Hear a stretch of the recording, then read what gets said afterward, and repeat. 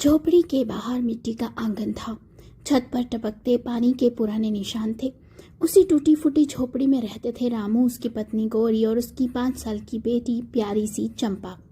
रामू दिन भर ईंटें ढोता था, वही दिहाड़ी मजदूर जिसकी मेहनत से घर का चूल्हा चलता था। गौरी लोगों के घरों में बर्तन मांजती थी।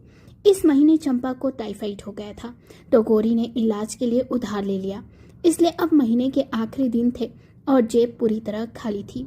दिवाली सर पर थी, मगर उनके घर में ना मिठाई थी, ना नए कपड़े और ना ही दिए जलाने के लिए तेल।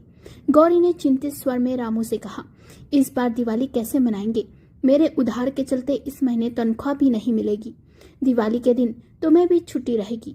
वो रोज के 200 रुपए भी नहीं आएंगे, कुछ पैसे बचे हैं, उनसे दाल चावल आ जाएगा। लेकिन चंपा कब से दिवाली का इंतजार कर रही है। रामू ने धीरे से कहा, काश हम गरीब ना होते तो अपनी बेटी की हर ख्वाहिश पूरी करते। दिवाली का दिन आया। सुबह के 3 बजे ही रामू चुपचाप उठकर काम की तलाश में निकल गया। दिन भर बीत गया, रात के 8 बजने को आए थे, लेकिन रामू अब तक घर नहीं लौटा था। गौरी की आंखों में चिंता और मन में अशांति थी।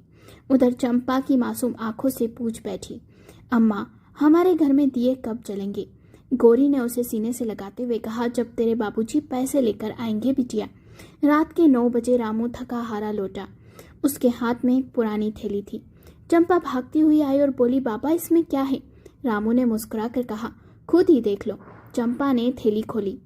उसमें एक नीली फ्रॉक थी, 2 मिट्टी के दिए, थोड़ा सा राशन, एक छोटी सी मिश्री की पुड़िया और एक फुलझड़ी। गौरी के लिए हरे रंग की चूड़ियां थी। गौरी ने आश्चर्य से पूछा, ये सब कहाँ से आया? रामू ने थके हुए स्वर से मुस्कुराते हुए कहा, मैं दिवाली के दिन अपनी बेटी को उदास कैसे देखता। सुबह के 3 बजे से ही काम की तलाश में निकल गया था। सब्जी मंडी में गाड़ी भरने का काम मिला, फिर बाजार में एक दुकान ने फूल बेचने को कहा। दोपहर को एक चाट की दुकान पर गया, वहां बहुत ही भीड़ थी, तो उनके बर्तन धो दिए। पूरे दिन में 500 रुपए कमा लिए।